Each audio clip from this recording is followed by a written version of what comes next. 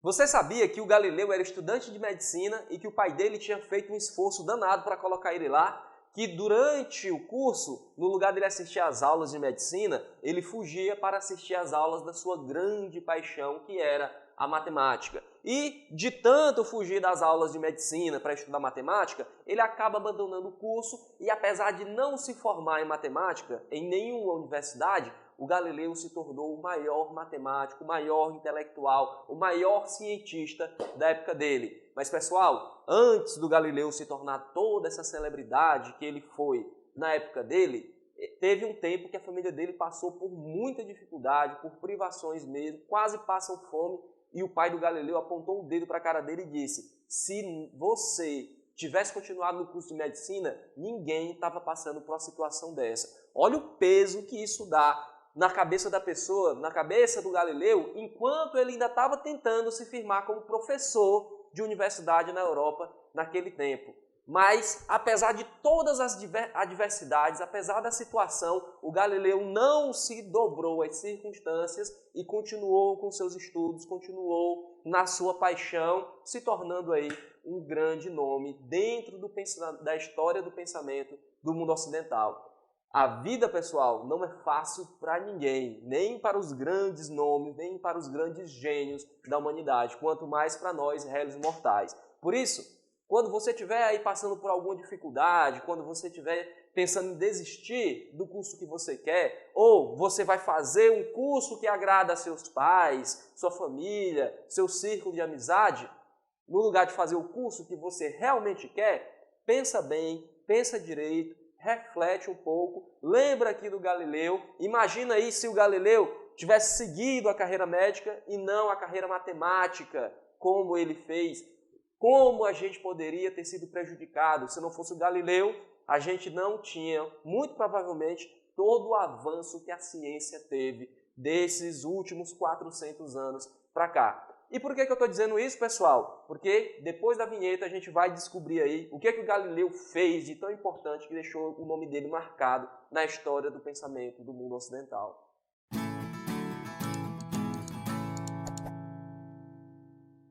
Já deu para perceber que não foi só o gênio do Galileu que fez ele ser quem ele foi. A sua personalidade forte também contribuiu e muito para que ele colocasse o seu nome em destaque na história da humanidade. Pessoal, o Galileu acreditava piamente que dava para a gente descobrir o funcionamento do universo através da matemática, que a linguagem do universo é uma linguagem matemática, e ele ia até o fim para provar que ele estava certo.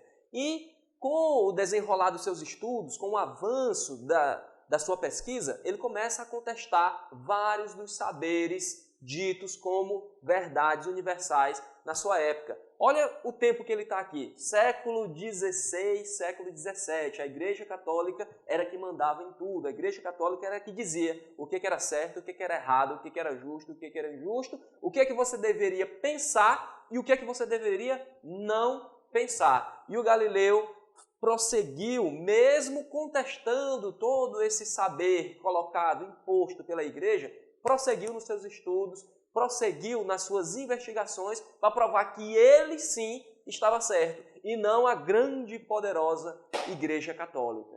O Galileu incomodava? Incomodava, só que não era tanto assim porque ele era apenas mais um cientista que blasfemava contra os saberes sagrados da Igreja Católica. Só que o pau canta mesmo, o pau quebra, quando em 1609 ele cria a luneta. E aí, ao criar a luneta, ele consegue ver por si próprio como era o céu, realmente, como que eram os astros e como era que funcionava lá em cima. E aqui, pessoal, fica uma das grandes contribuições do Galileu para a ciência. O início aí do conhecimento experimental. Antes do Galileu, como era que a gente produzia conhecimento? Através da lógica lá do Aristóteles, através da pura especulação racional, da pura contemplação. Aí o cara pega um instrumento que potencializa os seus sentidos e diz que toda tradição está errada, desde o Aristóteles lá, porque os astros, eles são imperfeitos e não são esferas perfeitas, não tem essa perfeição toda lá em cima como dizia o Aristóteles, como dizia a igreja. E aí, meu amigo, a briga está comprada. Além disso também, o Galileu, com os seus experimentos sobre a queda dos corpos, ele consegue comprovar que o Aristóteles também está errado com relação a isso, e consequentemente a igreja também. Pessoal, só fazendo aqui um adendo, vamos só lembrar que o São Tomás de Aquino, que era o grande nome nessa época, ele sintetizou aí, colocou o Aristóteles novamente em questão na Europa, e o conhecimento aristotélico, ptolomaico sobre o universo era o que vigorava naquela época, ok? Se você ainda não está muito por dentro disso, clica aqui, ó, e você vai ser direcionado para um dos nossos vídeos onde a gente explica isso bem bacaninha, ok? Então, ele começa a contestar também o Aristóteles com relação à queda dos corpos. Quem é que não estudou aí no colégio aquela famosa experiência da Torre de Pisa, que ele solta 2 corpos, os 2 caem ao mesmo tempo, e aí ele diz que não depende da massa para que o corpo chegue antes ou chegue depois. Ele, como a gente já viu, vai dizer que o Aristóteles estava errado, que os astros não são tão perfeitos assim, porque ele viu, não foi ninguém que disse para ele, não foi um mestre dele, um professor dele que disse para ele viu as imperfeições da Lua, as crateras lunares, os satélites de Júpiter, os anéis de Saturno, ele viu tudo isso. Então não adiantava aquela montanha, aquela pilha de livros, daqueles sábios, daqueles doutores da igreja, daqueles filósofos antigos, dizendo como era o céu. Ele, Galilei, viu, e qualquer pessoa podia ver. Era só colocar o olho lá na luneta, no telescópio. A situação chegou a um ponto que a Igreja Católica disse, sabe o quê? Que era o demônio que estava lá dentro daquela luneta, fazendo com que o pessoal visse o que não existia. Pessoal, aí a gente imagina assim, mas que coisa mais maluca. Ainda hoje, pessoal, se a gente vê aí como é que funciona o fundamentalismo religioso, é mais ou menos assim. Por isso que não é muito difícil a gente acreditar num negócio desse. Então, o Galileu, ele contesta o Aristóteles, contesta a igreja nisso, e através dos avanços dos seus estudos matemáticos, juntamente aí astronômicos, junto com a luneta, ele viu que o Copérnico era que estava certo, que não é a Terra que é o centro do universo, mas o Sol, e que nós somos mais um astro a girar em torno do Sol. E aí começa a confusão mesmo com a igreja, o pau quebra, e a igreja cai em cima do Galileu, e diga que isso não é verdade, diga não diga.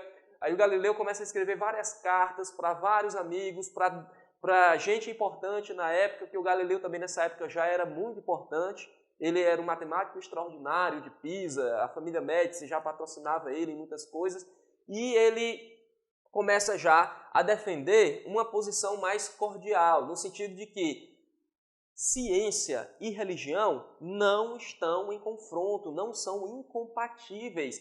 Cada uma cuida de uma coisa diferente. E se a ciência fala uma coisa, ela não está derrubando a religião, não. Porque a ciência, nos dizeres, nas palavras do Galileu, ela vai nos dizer como vai o céu. E a religião, ela vai nos dizer como vai ao céu. A religião, ela trata da nossa salvação. A Bíblia não é um tratado de astronomia, não é um tratado sobre a natureza. A Bíblia é um livro de salvação para que a gente siga e vá para o céu, vá lá ficar junto de Deus, esse negócio todo. A ciência vai dizer como é que é esse nosso mundo físico. Para o Galileu, ele já começa a colocar isso para a Igreja Católica, colocar isso para o pessoal da época dele. Não existe confronto entre esses dois saberes, a religião e a ciência. Cada um cuida do seu campo, eles são autônomos. Mas isso não colou muito não, e a Santa Inquisição, o Santo Ofício, caiu em cima do Galileu. E o Galileu teve que desmentir, teve que dizer assim, olha, tudo aquilo que eu produzi até hoje, todas aquelas minhas teorias, tudo aquilo que eu disse que era verdade, que eu estava certo, na verdade aquilo lá é só hipótese, é só o que eu acho que é, não é o que é realmente a realidade, é só o que eu acho que é. E aí o Galileu quase que vai para a fogueira, mas fica em prisão domiciliar. E mesmo em prisão domiciliar, já depois de cego, depois de quase ter caído em desgraça, ele ainda continua com a sua produção intelectual, contribuindo para a nova ciência que estava surgindo. E que nova ciência era essa, pessoal? Quais são as características dessa nova ciência? Essa nova ciência que o Galileu estava começando a colocar no mundo, colocar aí para o mundo ocidental, era uma ciência experimental. Olha aqui a utilização da luneta, a potencialização dos nossos sentidos. A gente tem que acreditar no que a razão nos diz, mas também a gente tem que usar os nossos sentidos para ver como é que realmente as coisas funcionam. O Galileu deixou aquele negócio de essência de lado. Olha, a gente não vai procurar as essências das coisas, as causas últimas, as finalidades. Não. A gente tira tudo isso de lado, coloca tudo isso de lado e vai estudar apenas os aspectos quantitativos das coisas e não qualitativos. Bom, se a pedra cai, quando a gente solta, eu não quero saber por que a pedra cai, se é vontade de Deus, se é a natureza que é feita desse jeito, por que ela tem que cair. Não, eu só sei que ela cai e pronto, eu só tenho que ver como é que ela cai. Aquilo lá é um corpo e tal, está a certa altura, a gente solta, pronto. É só as propriedades quantitativas. Eu não tenho que ir atrás das propriedades qualitativas, das essências das coisas. Eu não tenho que ver qual é a essência da pedra para saber por que a pedra cai e por que um pássaro voa ou por que uma pena não cai do mesmo jeito que uma pedra. Deixa esse negócio para lá, porque senão a gente não avança. A gente só avança se a gente fizer aí um conhecimento, se a gente produzir um conhecimento experimental focado aí apenas nas quantidades dos objetos, nas características quantitativas das coisas. Então, o Galileu começa a construir uma nova visão do universo. Não é mais aquele universo hierarquizado, ordenado e finalístico da igreja, do Aristóteles, um universo que tudo tinha o seu lugar, tudo era bem perfeitinho e que tudo tinha uma finalidade para servir o grande Criador, grande arquiteto do universo, Deus, fez tudo bem feitinho para servir ao homem. O Galileu vai dizer que não é muito bem desse jeito. O nosso universo é um universo mecanicista, determinista. Se A acontece, B vai acontecer. Causa e efeito. E não importa a vontade de ninguém, nem a vontade de Deus. Isso é assim e pronto. Pessoal, o que estava em jogo mesmo eram visões de mundo. O Galileu, ele é bem sacana aqui, dizendo que isso aqui não tem nada a ver com o outro. Ele só queria que a igreja deixasse ele de mão para que ele pudesse continuar com seus estudos. Mas o que o Galileu estava mesmo colocando era uma nova visão de mundo, era uma nova visão do universo, uma nova visão do lugar do homem dentro da criação. E isso estava todo o tempo confrontando aí os ensinamentos da igreja, os ensinamentos da religião. E o que é que isso tem tanto a ver com a filosofia? Porque esse tipo de conhecimento, essa metodologia de investigação da natureza, que começa a dar certo, que é o início da revolução científica, que vai amadurecer lá na frente com o Isaac Newton, ela é a base para a construção da nova filosofia lá com os iluministas. Pessoal, o Hobbes, o Thomas Hobbes, aquele cara lá do Leviatã, que constrói a teoria do absolutismo, que fundamenta a teoria do absolutismo, ele vem falar com Galileu e ele diz que é o Galileu da filosofia, o Thomas Hobbes. Todos os grandes intelectuais vêm aqui reverenciar o Galileu, utilizam-se dos estudos do Galileu para dar continuidade nos seus estudos, seja no campo da ética, seja no campo da epistemologia, o que quer que seja.